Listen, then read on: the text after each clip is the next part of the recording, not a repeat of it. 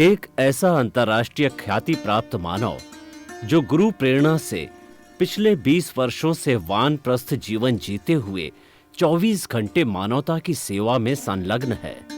एक ऐसा मानव जो अभी राष्ट्रीय, अंतर्राष्ट्रीय टीवी चैनलों पर 7,500 एपिसोड के माध्यम से सनातन सत्य, आत्मविज्ञान एवं पुनरुत्थान, व्यवहार एवं निश्चय जगत के जीवनोपयोगी विषयों पर हृदय स्पर्शी प्रवचन कर चुका है। उस मानव का नाम है महात्मा उपासक प्रोफेसर डॉक्टर सोहन राज तातेड़। प्रोफेसर तातेड़ द्वारा योग, दर्शन, शिक्षा विषयों पर रचित पीएचडी स्तर के 250 शोध ग्रंथ भारत के 100 प्रतिष्ठित विश्वविद्यालयों में शोधार्थी पढ़ रहे हैं तथा वे सभी शोध ग्रंथ वहां की सेंट्रल लाइब्रेरियों में उपलब्ध हैं। महात्मा सोहन राज ने अभी तक हजारों स्कूलों, कॉलेजों, विश्वविद्यालयों एवं संस्थाओं में सेमिनार, वर्कशॉप, कैंप लगाकर लाखों विद्यार्थियों को योग, दर्शन, शिक्षा का प्रशिक्षण देकर उन्हें सुसंस्कारित किया। डॉक्टर तातेड़ ने भारतीय संस्कृति उत्थान के 4,000 से अधिक समसामयिक विषयों पर आर्टिकल लिखकर ऑनलाइन जर्नल, पत्रिकाओं, वेबसाइट्स पर प्रकाशित किया, जिसका उपयोग लाखों पाठक कर रहे हैं। उपासक तातेड़ के 5,000 से अधिक आज का सुविचार, आज का शुभ संदेश, आज का मंगल भावना योग आदि चिंतन websites, Twitter, blogger, Facebook, YouTube माध्यमों से लाखों लोग अपना जीवन निर्माण कर रहे हैं। मानवता के मसीहा ऐसे महामानव महात्मा सोहन राज तातेड़ के प्रोफाइल को अभी तक विश्व के 20 लाख दर्शक यूट्यूब पर, 12 लाख गूगल पर एवं लाखों दर्शक फेसबुक, ब्लॉगर, ट्विटर और इंस्टाग्राम पर देख चुके हैं।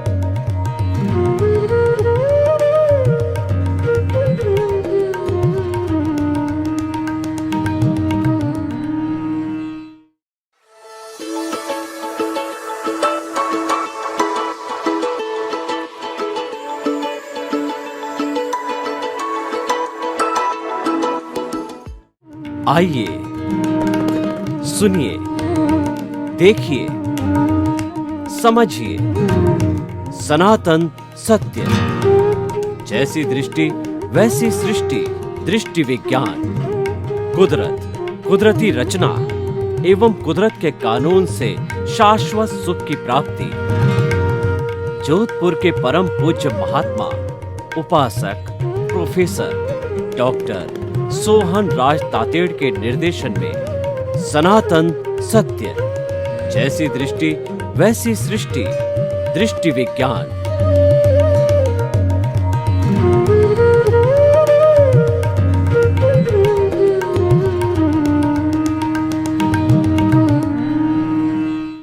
भाइयों और बहनों, मातृशक्ति को नमन। स्टूडियो में आपका हार्दिक स्वागत है, अभिनंदन है, सत्कार है।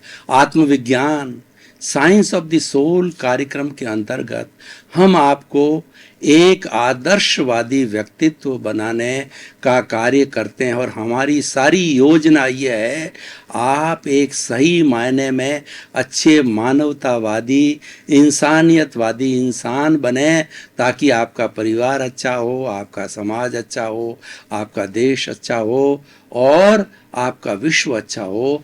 तो ये सारा कार्य हम नए नए एपिसोड्स के माध्यम से आपको शिक्षा देने की दृष्टि से करते हैं। तो उसी क्रम के अंदर आज हमारा एक बहुत ही सुंदर विषय है कि निज दोष दर्शन से निर्दोष जगत। इसका अर्थ क्या हुआ कि इसका अर्थ मैं कबीरदास जी के दोहे से बताना चाहता हूं कि बुरा जो देखन मैं चला और बुरा न मिलिया कोई, जो दिल खोजा आपना और मुझसे बुरा न कोई। कबीरदास जी को इच्छा हुई और एक पेपर और पेन लेकर के वो घूमने निकले कि मैं दुनिया में लिस्ट बनाऊं कि दुनिया में कितने बुरे लोग हैं। घूमते रहे, उनको एक भी बुरा व्यक्ति नहीं मिला, हर एक में कुछ न कुछ अच्छाई मिली।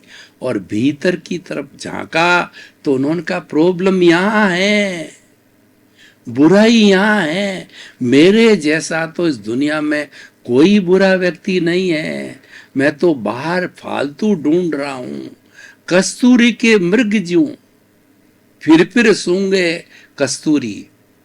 मृग तृष्णा क्या है कि कस्तूरी होती है, मृग की नाभि में होती है और जब वो कस्तूरी की सुगंध फूटती है तो वह सबको एकदम निहाल कर देती है, सबको बहुत प्रिय लगती है। तो मृग को भी प्रिय लगती है, वो इधर भागता है उधर भागता है कि सुगंध कहाँ से आ रही है, मैं ढूंढूं तो सही। उसको ध्यान नहीं कि ये सुगंध जो है मेरी नाभि से कस्तूरी में से आ गई है।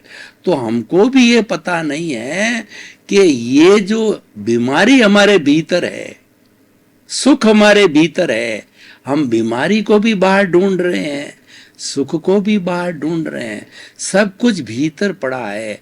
हम मुक्त होना चाहते हैं, हम सुखी होना चाहते हैं, पर भीतर को नहीं टटोलते कि दुख देने वाला कौन है।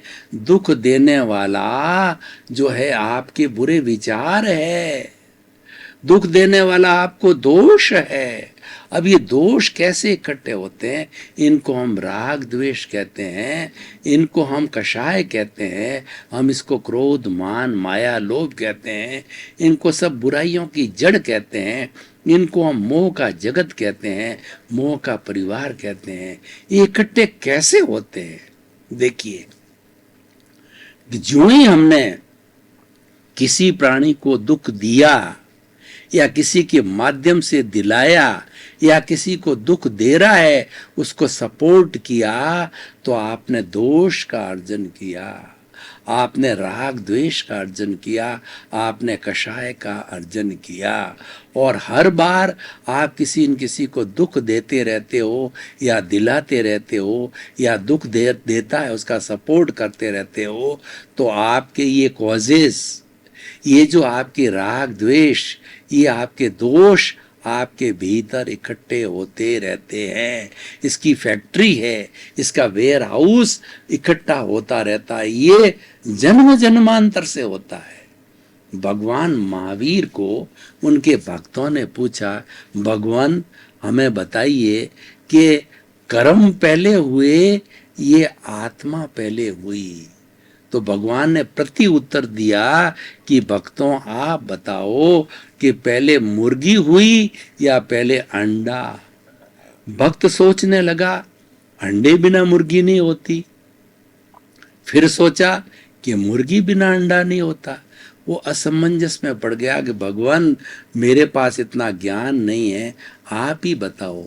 तो भगवान ने कहा कि इतना ज्ञान मेरे पास भी नहीं है कि ये आत्मा और कर्म कब से जुड़े, इनकी सत्ता कब से है। तब उन्होंने कहा आगे प्रश्न मत करना। उन्होंने प्रश्नवाचक को वहीं समाप्त किया। पश्चानुपूर्वी अनादि अनंत काल से आत्मा के साथ ये कर्म, यानी मैं दोष की बात कह रहा हूँ। दोष कहिए, कर्म कहिए, राग द्वेष कहिए, कषाय कहिए, और क्रोध मान माया लोभ कहिए, मोह कहिए, सब इसके पर्यायवाची है। ये अनादि अनंत काल से है, और ये बात निश्चित है कि ये दोष इकट्ठे होते हैं। किसी को दुख देने से दोष इकट्ठे होते हैं। As you will sow, so will you reap. जैसा बोगे वैसा काटोगे। ये सनातन सत्य, कुदरत का कानून, अल्टीमेट ट्रुथ, वो अंतिम सच्चाई क्या है कि जैसी करनी वैसी भरनी। जैसा करोगे वैसा भरोगे। इसी कारण ये सब इकट्ठे होते रहते हैं। हम मोह के वशीभूत होकर के भीतर जो बीमारी पड़ी है, कषाय पड़ा है, यही कराने वाला है।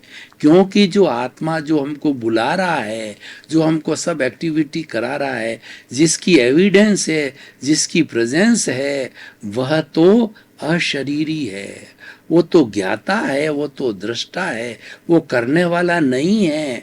करने वाला तो भीतर जो दोष बैठे हैं, दोष को खींच रहे हैं। मैग्नेट लोहे को खींच रहा है, ये मैग्नेट भीतर बैठा है, और फिर ये दोषों को खींचने वाला जो है यह दोष ही है। लेकिन ये खींचता कब है? प्रभु की प्रेजेंस बिना वाला ये जड़ है, ये डेड बॉडी है। ये चार्ज कब होता है? कि प्रभु की प्रेजेंस से चार्ज होता है, प्रभु की प्रेजेंस से खींचता है। तो हमारा विषय है निज दोष दर्शन से जगत निर्दोष। देखिए, जगत दोषी कब है? जब हम उसको दोषी मानते हैं। जगत निर्दोष कब है? जब हम खुद को दोषी मानते हैं, तब जगत निर्दोष है। और हम दूसरे को दोषित मानते हैं तो हमारा ये जगत हमको दूषित दिखाई देता है। उदाहरण के तौर पे, जब मैं अंगुली यूं करता हूं, यानी जब मैं आप में दोष देखता हूं, तो जो है मैं भी दोषी हो गया, और सारा जगत मुझे दोषित दिखाई देता है। लेकिन ये मिथ्यात्व है, ये झूठ है। और सच्चाई क्या है कि आप अंगुली को यूं करो, जब तुम एक अंगुली इधर करते हो तो 3 अंगुली और अंगूठा तुम्हारी तरफ हो रहा है। वो ये कहता है कि तुम एक दोष देख रहे हो, तुम्हारे भीतर तो 4 दोष बड़े पड़े हैं, तुम उसको देखो ना। ये अल्टीमेट ट्रुथ बताता है कि जो है स्वयं के दोष करने से हम निर्दोष बनते हैं, और आप दूसरे को दोषित करोगे तो आप और भारी हो जाओगे। कहने का अर्थ क्या है कि आपके भीतर ऑलरेडी राग द्वेष भरे पड़े हैं, तो आप जो है किसी दूसरे को दोषित देखोगे कि इसने मुझे, मैं कुछ उदाहरण के द्वारा ये क्लियर कराना चाहता हूँ। मान ली एक उदाहरण आता है कि 2 मित्र थे, और दोनों पक्के मित्र थे। तो वो दोनों दिशावर कमाने के लिए जा रहे थे। तो वह जो है, एक के पास में पैसे ज़्यादा थे, तो अपने दोस्त को वो दे गया कि जो है मैं कमाने के लिए जा रहा हूँ, ये 50,000 रुपये तुम्हारे को दे करके जा रहा हूँ, वापस जाऊँगा मैं बिजनेस करके, तब मुझे लौटा देना। चाहे अगर तुम जो है ब्याज दे सको, अच्छी बात है, ब्याज सहित लौटा देना, और तुम तो इसको यूज़ करते रहो। अब कुछ साल, 12 साल तक बाहर जाया करते देशावर में लोग। पहले वो जाकर के फिर आया, कहा कि मेरे वो पैसे दे दो ब्याज सहित। तो वो 50 और 10,000 ब्याज, 60,000 रुपया मांगा। तो उसके मित्र की नीयत खराब हो गई। उसने कहा कि मुझे कब दिए? क्या तुम्हारे पास में राइटिंग में कोई एविडेंस है क्या? किसकी हाजिरी में दिए? कितने दिए? यानी वो जुठलाने लग गया, वो बात को जुठलाने लग गया। अब क्या होता है कि दोनों जो है बुजुर्ग होकर के मर गए। अब देखिए कि कुदरत का कानून पक्का है कि जैसा करोगे वैसा भरोगे। तो जिसके जो है पैसे खाए थे जिसने, वह तो बाप बना, और जिसने उधार दिए थे वह बेटा बना। वह बेटा जो ही जन्म लेता उस बाप के घर में, उधार देने वाला मित्र, जब वो पहले दिन से ही बीमार होता है और पिता उसकी बीमारी पर जो है पैसा लगाते रहते हैं, लगाते रहते हैं, लगाते रहते हैं, जब 60,000 रुपये पूरे लग गए बेटे पे, यानी कि उधार देने वाले दोस्त पर, तब वो कहता, जयराम जी की पिताजी मैं तो जा रहा हूँ। अरे बेटा, तू तो अब ठीक हुआ है, अब कैसे जा रहा है? तुम बड़ा होगा, तेरी शादी करूँगा, तेरी बहू आएगी, तुम मेरी सेवा करोगे, बुढ़ापे के सहारे हो, बुढ़ापे की लकड़ी हो। कहा, पिताजी मैं तो पुराने जन्म का तुम्हारा मित्र हूँ, 60,000 रुपये आपने मेरे दबा लिए थे और अब आपने मेरे इलाज पे 60,000 ले लिए। मेरा हिसाब नक्की, कुदरत का कानून, शाश्वत सत्य, अल्टीमेट ट्रुथ, ये मैं तो चला। और वो बेटा चला गया। तो भाइयों, ये कुदरत का कानून है कि जिस के साथ में हमारा हिसाब है, उतने समय तक वो व्यक्ति हमारे संपर्क में रहेगा, और हिसाब 0 हो गया तब वो चल बसेगा, यानी हमारे संपर्क में नहीं आएगा। एक दूसरा उदाहरण मैं देना चाहता हूँ आपको, कि मान लीजिए कि आपके घर पे जो 10,000 रुपये आप किसी को चुका नहीं रहे हो, हर तीसरे चौथे पांचवें दिन आपके आकर के वो घंटी बजाता है। कई बार आया, आपने नहीं चुकाए, वही बार बार आ रहा है। अब मैं आपसे कहना चाह रहा हूँ, यही व्यक्ति बार बार क्यों आ रहा है? बी व्यक्ति आपके घंटी बजाने क्यों नहीं आ रहा है? वो इसीलिए नहीं आ रहा कि दूसरे के साथ हिसाब नहीं है। जिसके साथ हिसाब बाकी है तभी वो आता रहेगा, और जब चेक काट के दे दोगे फिर आपके पास दूसरी बार घंटी बजाने नहीं आएगा। तो ये क्या है? ये यही है, किसी को दोषित मत मानो। अब आप जो आपको दुख दे रहा है उसको दोषित मानते हो। आपको पता नहीं है कि पूर्व जन्म में आप इसको दुख दे के आए हो। ये तो आपका हिसाब क्लियर कर रहा है, ये तो आपका हितैषी है, ये तो आपको मुक्ति की ओर ले जा रहा है, ये तो आपको, हमारी देसी भाषा में बात करें, फारगती दे रहा है, और टेक्निकल भाषा में बात करें तो एनओसी दे रहा है। आपको मोक्ष में जाने का पट्टा दे रहा है। जब आप समस्त लोगों का हिसाब क्लियर करोगे तब जाके मुक्ति होगी। ये जो शरीर मिला है, ये पिछले जन्म के कर्मों के भुगतान के लिए मिला है।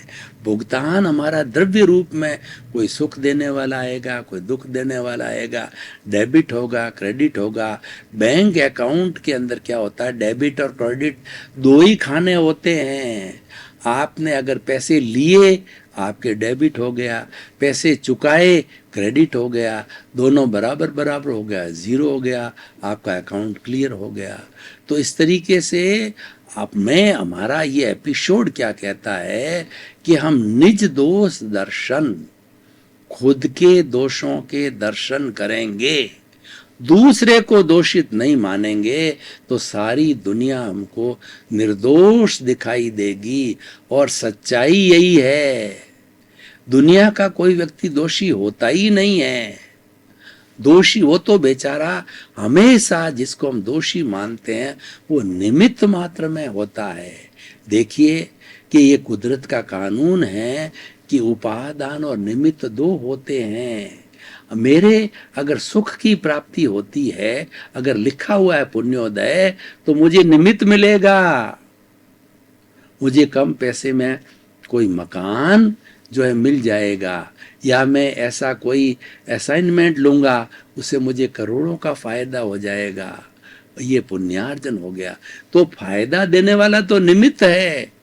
उसी तरीके से जो अगर किसी से मेरा हिसाब बाकी दुख देने वाला है, बेटा होकर के, जैसा मैंने उदाहरण दिया है, वो कुछ भी काम नहीं करेगा, जन्म से युवा होने तक आप उसका ब्याह करोगे, शादी करोगे, उस पे सारा खर्चा करोगे, लेकिन शादी होते ही वो कहेगा मैं 3 बेटे हैं, मुझे तीसरा हिस्सा दो, लेके भग जाएगा।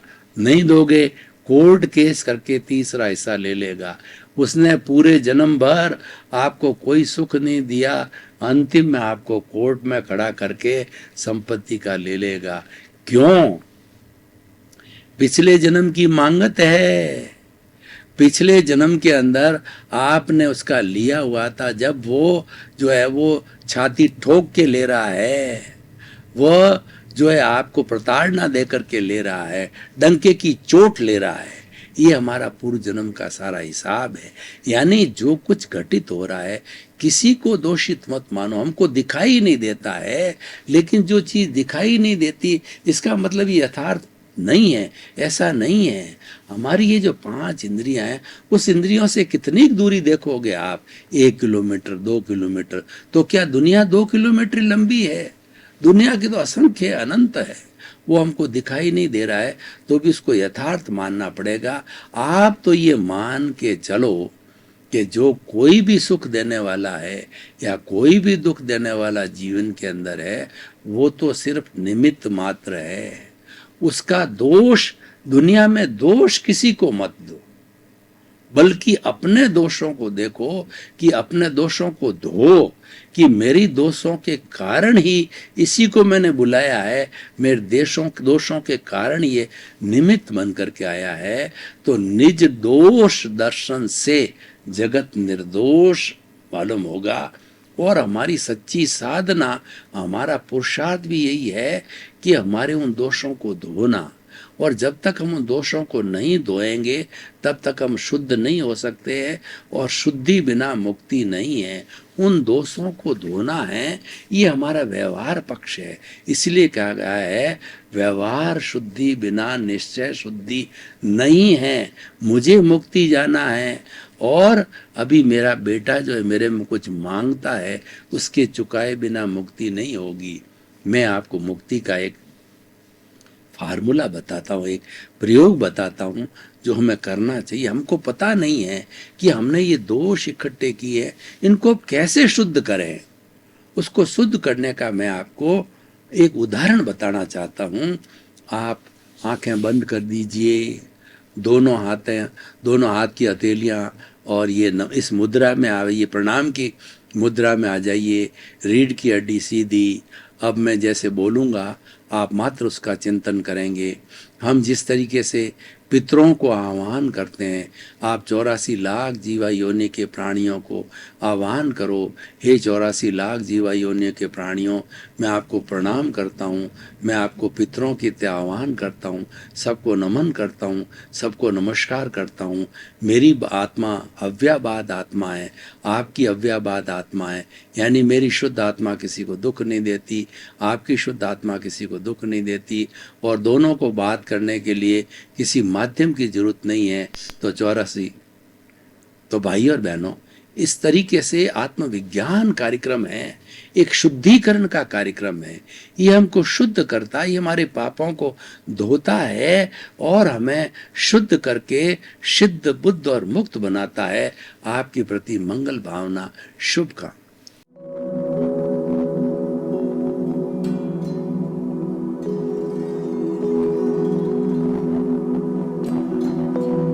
एक ऐसा अंतर्राष्ट्रीय ख्याति प्राप्त मानव जो गुरु प्रेरणा से पिछले 20 वर्षों से वानप्रस्थ जीवन जीते हुए 24 घंटे मानवता की सेवा में संलग्न है।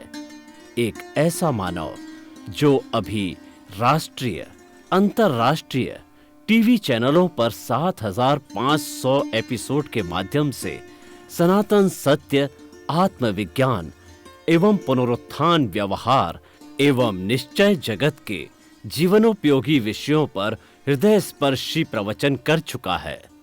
उस मानव का नाम है महात्मा उपासक प्रोफेसर डॉक्टर सोहन राज तातेड़। प्रोफेसर तातेड़ द्वारा योग, दर्शन, शिक्षा विषयों पर रचित पीएचडी स्तर के 250 शोध ग्रंथ भारत के 100 प्रतिष्ठित विश्वविद्यालयों में शोधार्थी पढ़ रहे हैं तथा वे सभी शोध ग्रंथ वहां की सेंट्रल लाइब्रेरियों में उपलब्ध हैं। महात्मा सोहन राज ने अभी तक हजारों स्कूलों, कॉलेजों, विश्वविद्यालयों एवं संस्थाओं में सेमिनार, वर्कशॉप, कैंप लगाकर लाखों विद्यार्थियों को योग, दर्शन, शिक्षा का प्रशिक्षण देकर उन्हें सुसंस्कारित किया। डॉक्टर तातेड़ ने भारतीय संस्कृति उत्थान के 4000 से अधिक समसामयिक विषयों पर आर्टिकल लिखकर ऑनलाइन जर्नल, पत्रिकाओं, वेबसाइट्स पर प्रकाशित किया, जिसका उपयोग लाखों पाठक कर रहे हैं। उपासक तातेड़ के 5000 से अधिक आज का सुविचार, आज का शुभ संदेश, आज का मंगल भावना योग आदि चिंतन websites, Twitter, blogger, Facebook, YouTube माध्यमों से लाखों लोग अपना जीवन निर्माण कर रहे हैं। मानवता के मसीहा ऐसे महामानव महात्मा सोहन राज तातेड़ के प्रोफाइल को अभी तक विश्व के 20 लाख दर्शक यूट्यूब पर, 12 लाख गूगल पर एवं लाखों दर्शक फेसबुक, ब्लॉगर, ट्विटर और इंस्टाग्राम पर देख चुके हैं।